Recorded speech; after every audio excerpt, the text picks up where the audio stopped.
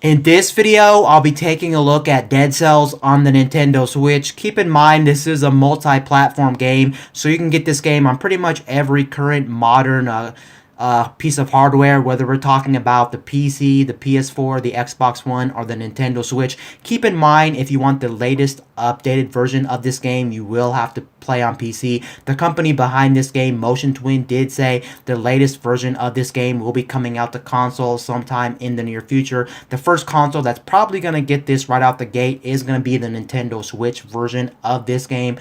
But if you don't know anything about Dead Cells is a Metroidvania roguelike type game. Now you may be saying to yourself, ooh, it's a Metroidvania game. This really doesn't have too much in common with other Metroidvania games. So if you really want a true Metroidvania-esque experience, this is not going to be it. I can tell you right off the top of my head, this is not a true Metroidvania-esque game. The only reason it's called a Metroidvania is because it has that same style as a Metroidvania game, but there's not a lot of backtracking and there's not a lot of unlocking new paths and things like that. So don't buy this game if you're really strictly into Metroidvanias. There's much more better Metroidvanias on the market. This is strictly pretty much a roguelike experience, and if you're unfamiliar with roguelike type games are games where you pretty much have a lot of random generated levels and random generated stuff. So these games have a lot of content, whether we're talking about different levels or a whole bunch of different items you can collect and unlock in these type of games. And roguelike type games, of course, are just very hard games when it comes to games. This game you can beat in about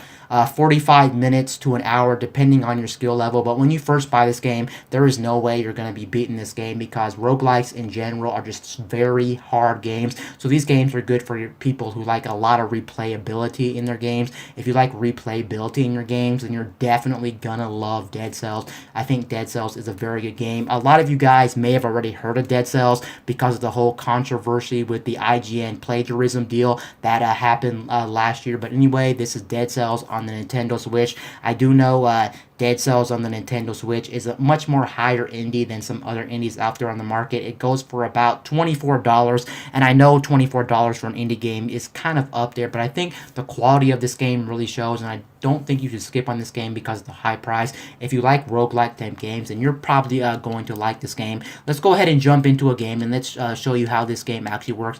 Now, the way this game actually works is, since it is a Metroidvania-esque game, the way you're going to be doing stuff in this game or killing stuff is going to be with melee weapons and with ranged weapons such as bows, and then you have bombs, and then you have traps you can use with your character.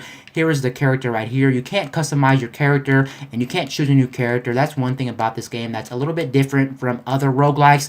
You're pretty much stuck with the same character every single run, which is kind of unfortunate, but it is what it is. I'm pretty much right now in the lobby of the game. You can see I already have a whole bunch of stuff unlocked in this game because I've had this game since launch back in August 2018. So you can see I've had this game for a very long time. I just really wanted to showcase this game to you guys, for maybe there's some people out there who don't know what this game is, but I think this is one of the best roguelike experiences on any platform, especially Switch, since Switch is a good handheld device you can take on the go. And these type of roguelike experiences are games you really don't have to invest all too much time to play. They're not hours and hours and hours, and each run doesn't last all too long. So let's go ahead and pick up some stuff. I think right now I'm just going to do the balance blade and get this bow right there, and let's go ahead and start my run right here. One thing I absolutely love about this game is the fact that I think this game is one game in particular that really does have a very cool art style to this game, especially if you talk about roguelikes as a whole, as a genre. I think this game really does stand out because they really did a very good job of making this game feel unique in terms of the art style. A lot of times with these roguelike games, they really have like a retro inspired design, and the design of these games really don't stand out all too much, but this game really does have a very gritty, like just unique overall aspect to this game, and that's one thing I love about this game. And on top of that, I think the main core gameplay of this game is just very good and very fun to actually do. You can see you have two pretty much maneuverability moves. You can roll and you can also jump in this game, and that's pretty much all you can do for your character. Roll and jump. You can see I'm rolling and jumping, but rolling is good to obviously dodge out of attacks, and then jumping can be good to jump over enemies or jump over gaps.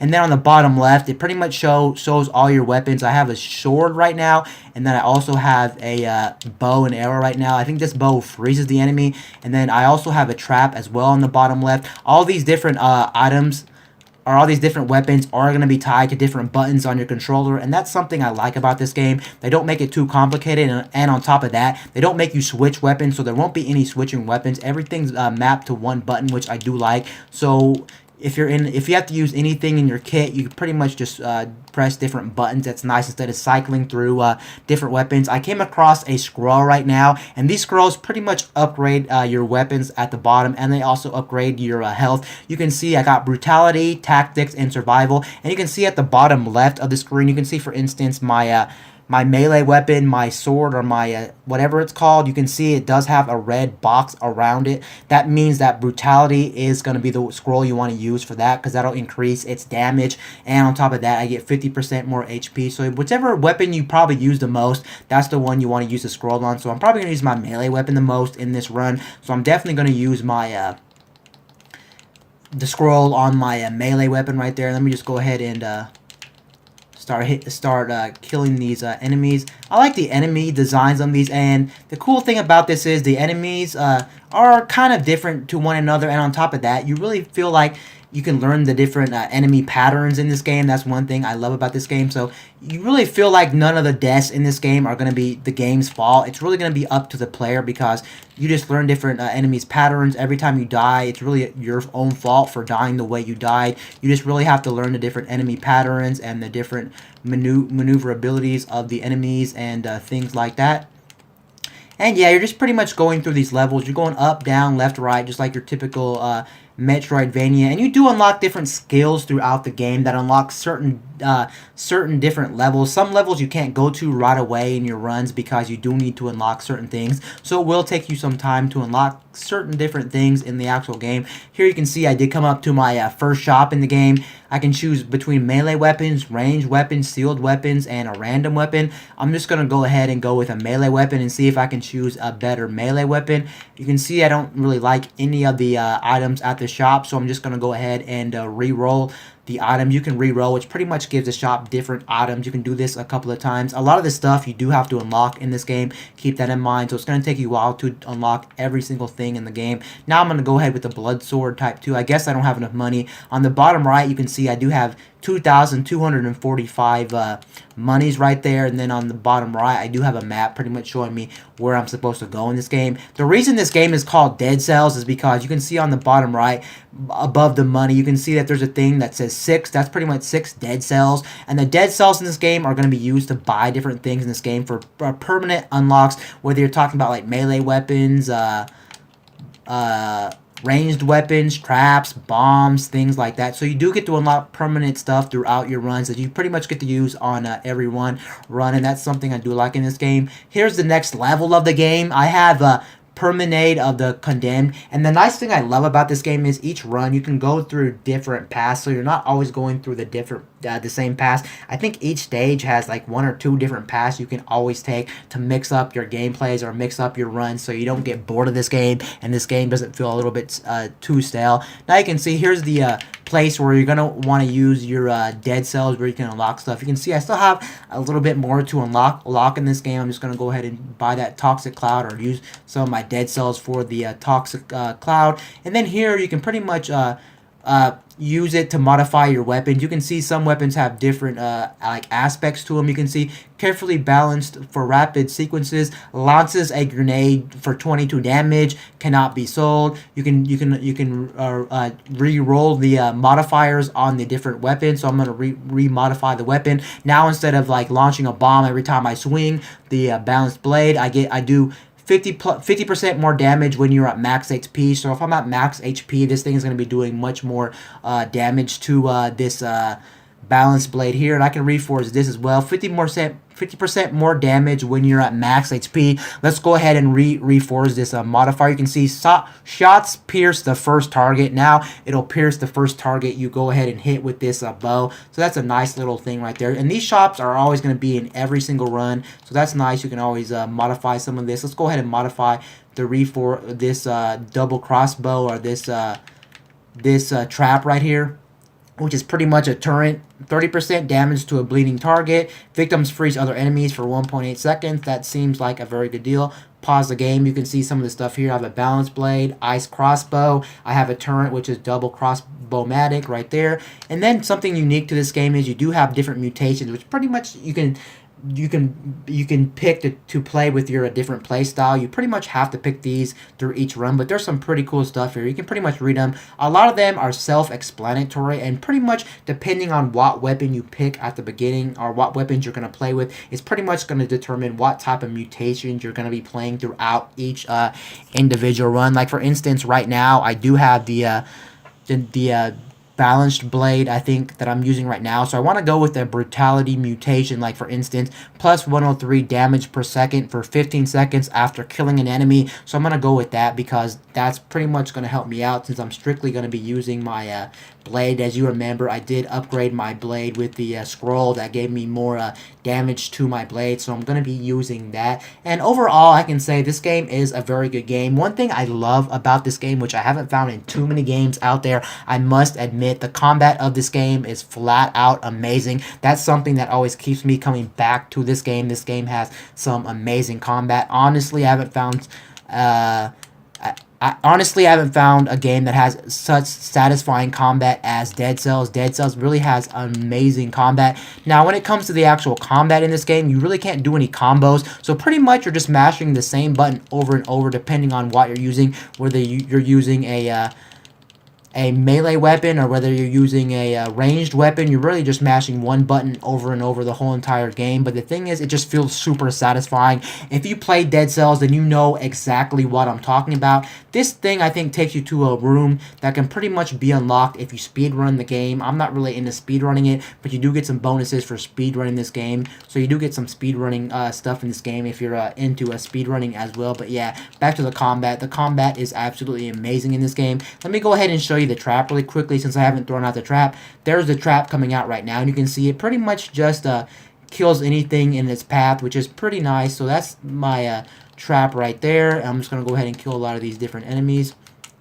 And this game may look easy to you guys, but this game is definitely not an easy game. It's definitely a very hard game. It's actually very hard for me to talk and play at the same time. I'm just going to go ahead and heal my character because I did unlock some health flasks in this game. So let me go ahead and kill some of these different enemies in this game. And the cool thing about this game is I'm playing on a different difficulty, which you have to unlock. But the main difficulty of this game, the main difficulty you start out with, actually each individual biome or each individual level of this game actually has predetermined enemies that go along with it, with the different levels that you play with. So each level will have enemies specific to that level. So every time you go to a level, you'll know what enemies to expect. Unless you're playing on some of the harder difficulties, which I currently have unlocked, then you're going to have enemies from other biomes as being other random biomes. So it kind of mixes up everything and kind of gives you more of a roguelike experience with this game. And this is pretty much the whole entire game. The combat is satisfying. You're just going down these different levels, going down these different platforms, killing these different enemies. Combat's very satisfying. You're pretty much trying to see how long you can last until you get to the very end of this game. You can see I died right there. I'm not really playing too well, since I am talking and playing at the same time, and that's very hard to do with a roguelike, since roguelike games are very hard games. Now I kind of want to talk about what I would actually give this game as a score. Honestly, if I was to rank this game from a scale of 1 to 10, what would I give this game? I definitely wouldn't give this game a 10, and I'm going to tell you why. Honestly, if you ask me, I would give this game probably a solid 8 or 8.5. I'm kind of hard for me to tell if I want to give it an 8 or an 8.5, but I would definitely give it somewhere around there. I definitely wouldn't give this game a 9, and I wouldn't give this game a 10 or a 9.5. The reason I wouldn't give this game a 9 to a 10 is because this game, compared to other roguelikes on the market, really doesn't have a lot of a lot of randomized stuff going on compared to other ones. Like, for instance, I have a game called Enter the Gungeon. Now, don't get me wrong, that game plays totally different than this game. It's still a roguelike experience where everything's random. You unlock a lot of different items. Runs are very short. You have permadeath where you die, you lose everything you collected in your run. But the thing with Enter the Gungeon compared to this, it has more items. It has more randomized stuff, more enemies. The runs are longer. There's more bosses and things like that. And that's really my biggest downside to this game is there's not a lot of stuff. I feel like the amount of items you're seeing in every run does get stale very fast because there's only so much items. They didn't really add too many items. Also, the enemies aren't that good. And once you play this for about 15, 20, 30 hours, 40 hours, you start seeing everything this game has to offer. And that's really my biggest gripe compared to some other roguelikes on the market. But in terms of the graphics, in terms of the actual gameplay of this game, it's very solid. It's one of the best roguelikes you can possibly get on the market. I still give this game 8 to an 8.5. I'm going to go ahead and play a little bit more probably until the next time I die. Unless I get to the boss, I'm going to try to show you some stuff. This time I think I'm going to take You Only Live Once, which pretty much means if I die, I get to revive at least one time. I'm going to show you Toxic Sewers. Since I haven't showed you Toxic Sewers, I went to the other level, the other run. So let's go ahead and go into Toxic Sewers so I can show you what Toxic Sewers has to offer. You can see right there on the loading screen it said I'm on hard mode because I am playing on a different difficulty. I think in this game there's 4 different difficulties for you to unlock. And ooh, you can see I made it to the speedrun checkpoint or the speedrun room 1.4. There's not too much in these rooms that are like all that special, but it is nice. You do get a free scroll, which I'm going to again take brutality since I'm mainly going to be using my sword for this run. Then you got some dead cells which come out. I'm going to get these dead cells so I can upgrade stuff in my run. And then I'm going to go down here. Let's see how far I can get in this run without dying here. But yeah, what else can I say about Dead Cells? Dead Cells is definitely a good game. I guess another thing that makes me not want to give this game such a high score like a 10 or like a 9.5 is the fact that this game compared to other roguelikes or just indie games in general is on the more expensive side. I think $24 is expensive, just taking consideration that a lot of games are in like the $14, $15, $16, even $20 range. Just exceeds $20. So this may not be the first roguelike you want to go, because I do know, and I will admit, Enter the Gungeon is a flat out amazing game, and for $15 you're getting way much more content. It really also boils down to what type of roguelike you like, because there's so many different roguelikes with different games. Do you like Metroidvanias? Do you like RPG roguelikes? Do you like twin stick shooter roguelikes? There's just so many different types of roguelikes on the market. It's really hard to say, but this one is one that definitely shows its quality and is definitely worth every penny of $24. Actually, I think I got this on sale, not for $24, because I remember when they actually released this on the Switch, a lot of games nowadays when they have it for pre-order, you get a discount right off the bat. I think this was 20% off, which brought it down to a flat $20 bill. So I think I only paid $20 for this game because I was hyped up for this game, and I've already seen gameplay for this game before this game came out, and I was like, this game is definitely going to be up my alley. I like roguelikes in general, and this game looked like it had a lot of polish to it, and indeed this game does have a lot of polish to this game and a lot of replayability. I just love games with replayability too, so if you're looking for a game that's going to keep you occupied for like hundreds of hours, I can definitely see games like this occupying your time for hundreds of hours. And keep in mind too, updates for this game haven't even rolled out completely to the console versions of this game. I know one update that they are going to be bringing in the next the first patch for this game is actually going to be I think a custom mode, which pretty much takes the roguelike element out of this game. You may be saying that's a bad thing, but the thing is though, you can pretty much play with whatever weapons and whatever skills you want to play with when the first patch comes out for this game to consoles, which I think is going to be a cool thing. If you don't want certain items and you don't want to play certain things in your runs, you can do that as well. But yeah, let me go ahead and heal up right now because I am about to die. I'm just trying to get to the end of this level and trying to get on to the next level right here so I can show you maybe the first boss of this game. I don't know where the first boss is. I think it's like two biomes up in this game, so let me see if I can get it. Another thing I don't like about this game, going back to why I wouldn't give it a 10, is the fact one problem I have with this game is there's not a lot of variety in the bosses, and each different level always has a predetermined boss, so you're not getting too much randomization there, where I can think of a couple of different roguelikes, including Enter the Gungeon, which every time you face the first boss, you get different bosses that can randomly appear. But here, nope, you're always facing the same boss over and over and over on each level. When you get to the first boss, you already know what to expect. The first boss is the first boss. The second boss is the second boss. The third boss is the third boss. And there's not a lot of levels in this game as well, which does disappoint me too. I wish there was more content, more stuff, more items, more levels, more bosses and things like that. The randomization gets very stale very fast and compared to other roguelikes on the market. But the polish, the gameplay, I told you, the combat is the most satisfying I played in a video game. Maybe not to date, but in a very long time. I love everything about Dead Cells. You can see these enemies are going to be specific to this biome. A lot of these enemies are going to be specific to the toxic sewers. I'm actually not that bad at this game. I just I'm not really paying attention to all too much until I am talking and playing about this game. But again, definitely recommend Dead Cells. It's $24. Keep that in mind. And yeah, that's pretty much Dead Cells on the Nintendo Switch. Again, this is a multi-platform game. Anyway, guys, this is Wayne from My Tech News signing out. Beep.